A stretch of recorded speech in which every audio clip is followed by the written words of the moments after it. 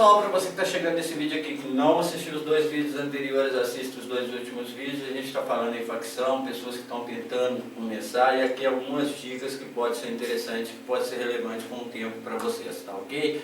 Bora lá falar um pouquinho sobre facção. Esse é o vídeo de segunda parte, a introdução eu já fiz no vídeo anterior e tem um motivo anterior a esse vídeo também. Você encontra aqui nos tempos, aqui eu ainda não sei como é que eu vou fazer, mas vou colocar nessa sequência aqui. Se você não assistiu, pega aqui e assiste os vídeos anteriores. Essa questão de facção é uma pergunta muito antiga no canal e eu não gostaria de falar sobre ela, que é a questão de preço.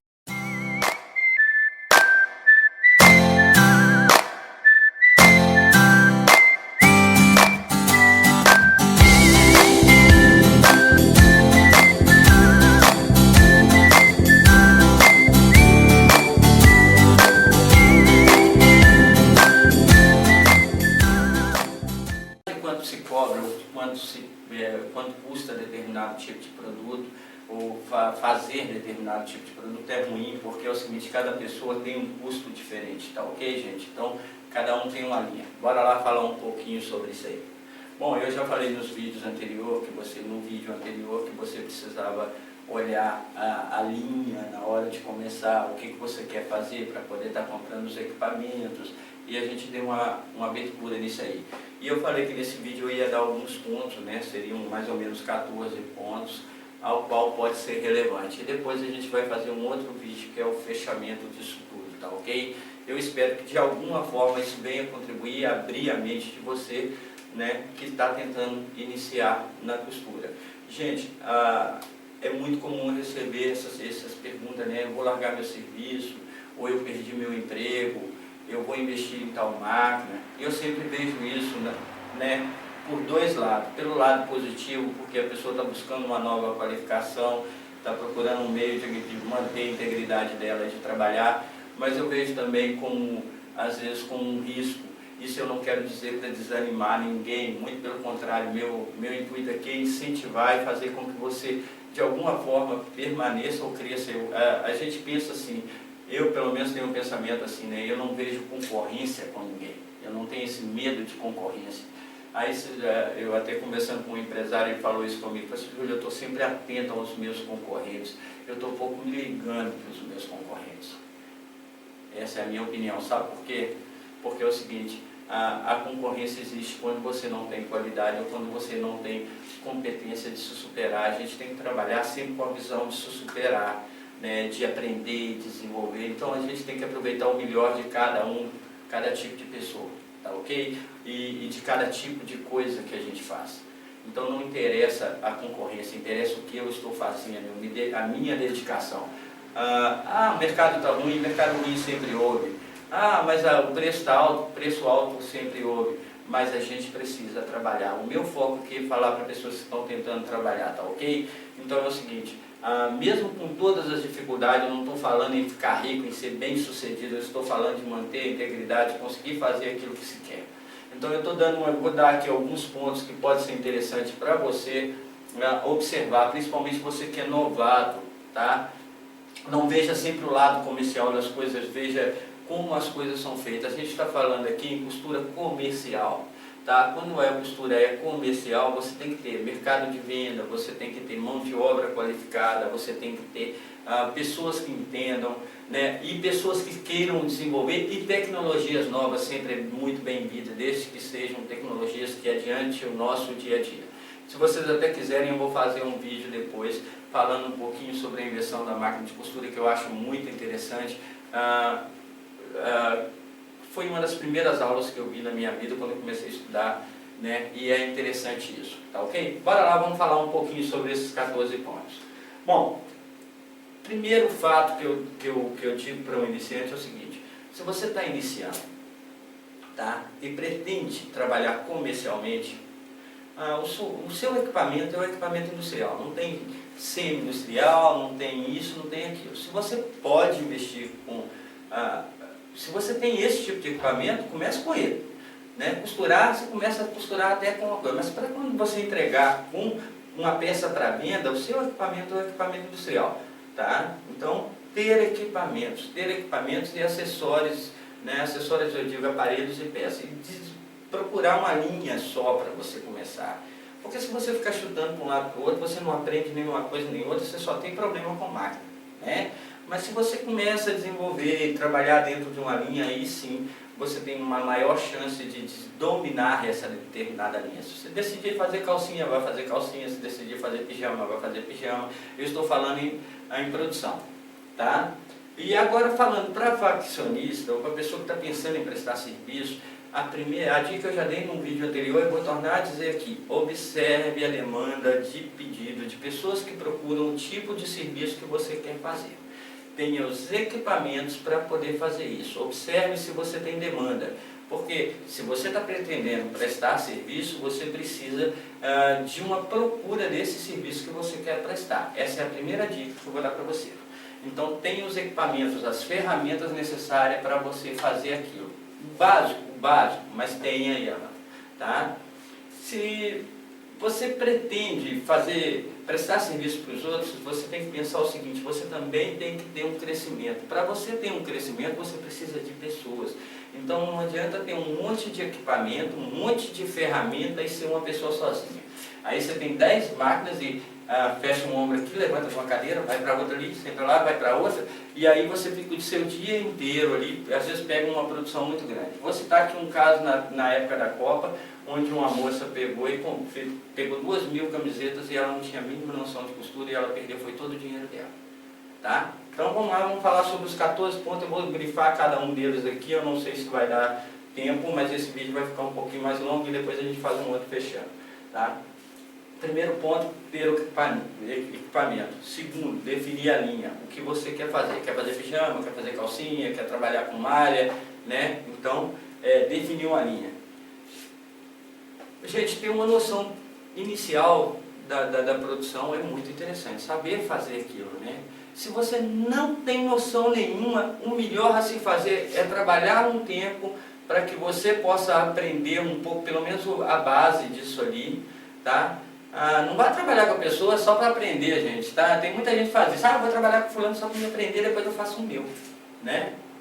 Entenda o seguinte: você pode aprender a fazer uma coisa, mas você não vai aprender a fazer outra. Então é o seguinte: se você for trabalhar para alguém, tenha seriedade com alguém. Quando a gente trabalha para alguém, a gente tem que vestir a camisa dessa pessoa, saber as dificuldades que essa pessoa tem. As pessoas olham aquele volume enorme e acham: nossa, está ganhando dinheiro demais. Não olha o salário. Vocês vão ver esse comentário aqui no próximo vídeo, que eu vou fazer justamente essa conta para vocês verem. Tá ok? Que tem muita costureira que olha assim, né? Eu vou dar 2 exemplos que eu vi esses dias e vocês vão ver. Tá?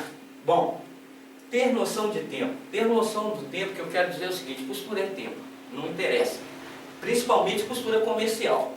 Se eu faço uma venda de 100 camisetas, eu vou levar para você costurar, eu vou levar essas 100 camisetas, vou falar com o meu cliente: olha, eu te entrego dia 3.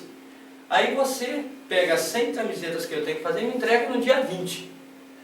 O meu cliente eu não entreguei para o dia 3.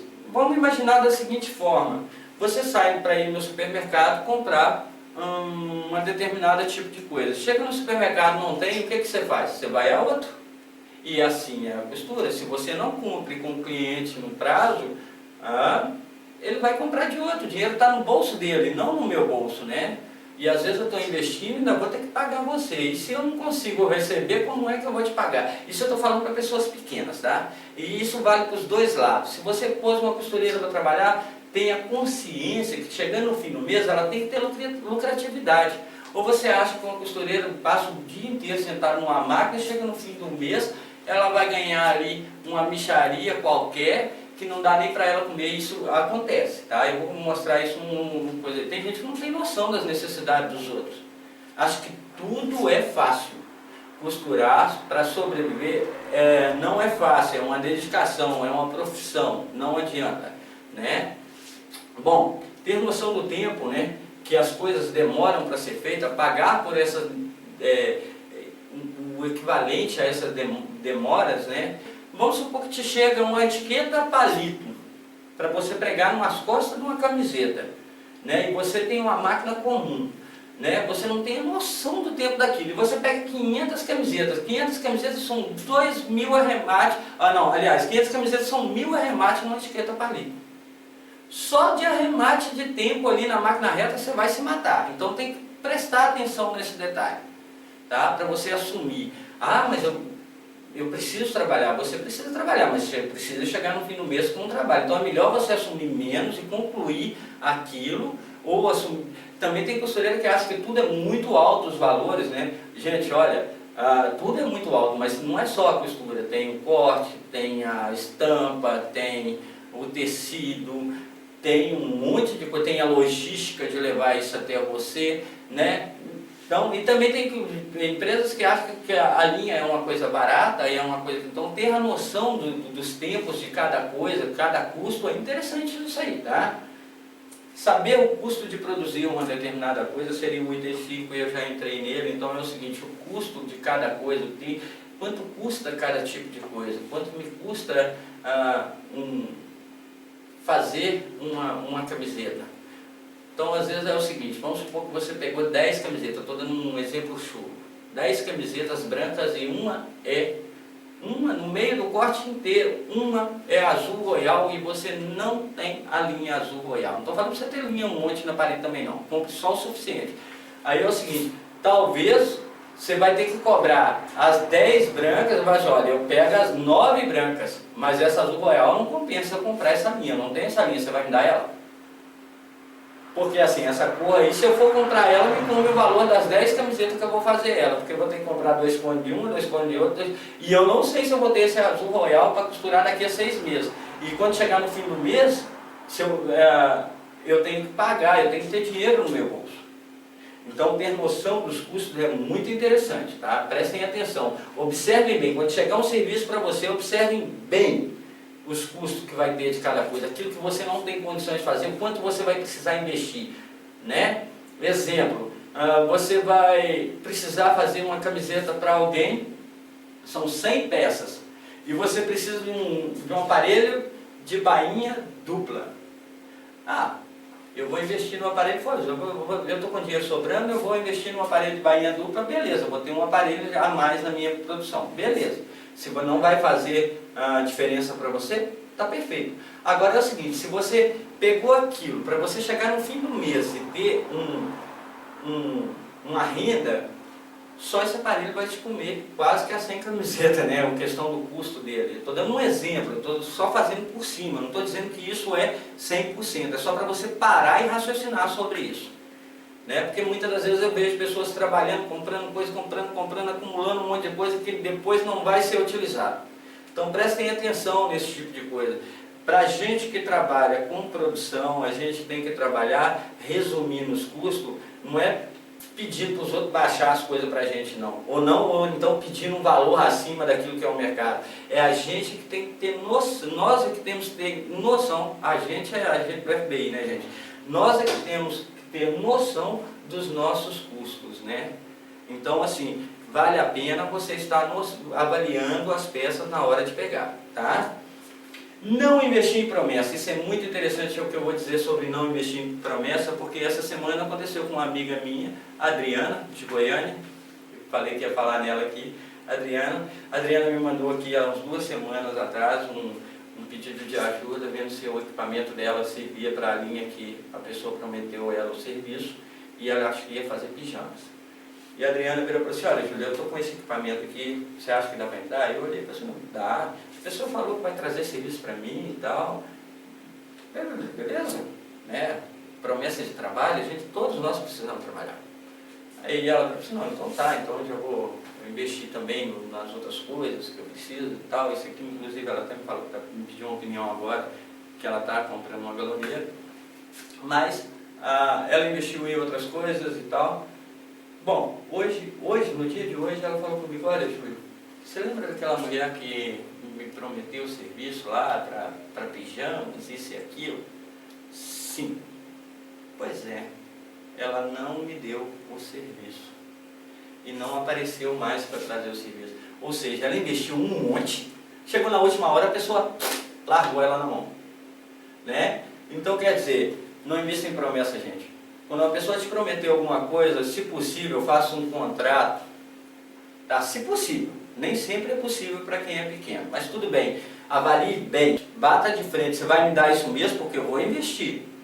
Se você não me trouxer isso, aí a gente vai ter coisa. Se possível, a gente arruma um jeito de poder garantir isso aí, porque você pode estar investindo, que é o caso da minha amiga Adriana. Pode estar investindo um dinheiro bem alto, chega na última hora, a pessoa simplesmente larga de lado. Isso todos nós estamos...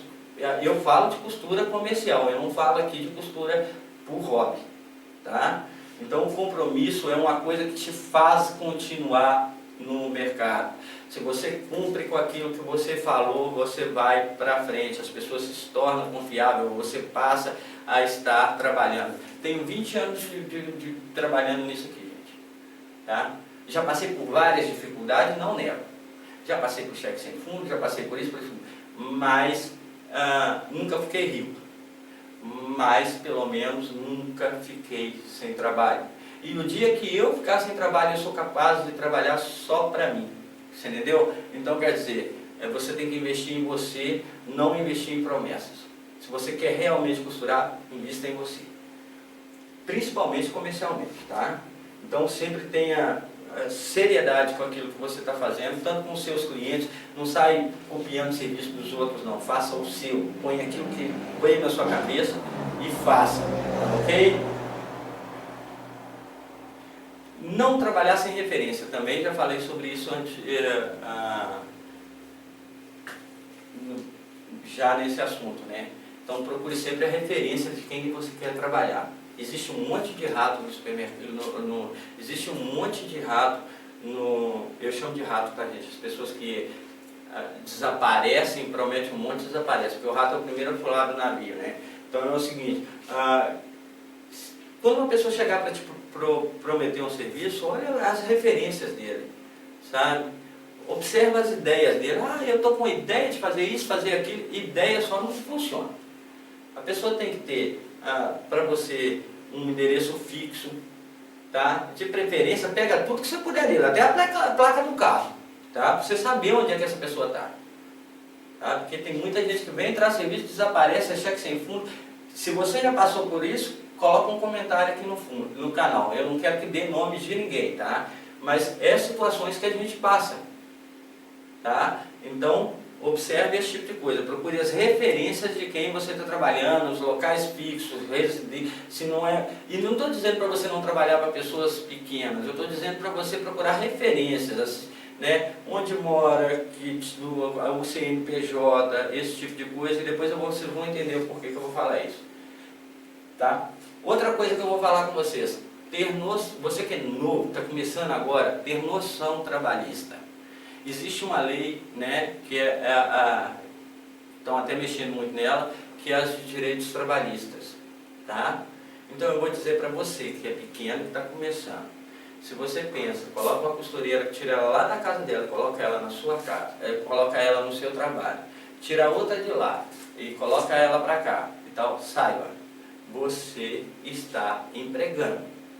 Se alguma delas simplesmente olhar para você e falar assim, olha, eu estou trabalhando com você, mas eu não estou recebendo meu INSS, meu fundo de garantia, meu 13º, minhas horas extras, você está complicado. Está complicado. Porque é o seguinte, existe uma legislação trabalhista. Então é o seguinte, quando você coloca alguém para trabalhar, tem uma legislação trabalhista. Então é melhor que você trabalhe com contrato, tá? E é o seguinte, se você vai dar serviço, hoje ainda tem a facilidade, né? Procura saber se a pessoa tem um MEI, né? Aí fica mais fácil, porque você está dando o seu serviço para uma empresa, né? Isso facilitou muito para os pequenos. Então isso aí é um dos programas que o governo PT fez aí, que ajudou bastante os pequenos, mas eu vou ser bem sincero, foi o único, porque o resto foi só ferrar a gente, tá? As responsabilidades, essa também é interessante. Gente, se você pega produto de alguém, saiba, qualquer, pode ser, isso aí pode ser um ateliê, uma costura caseira, eu te dou uma calça de R$300 e você me cobra, chega em quanto é para você fazer uma bainha?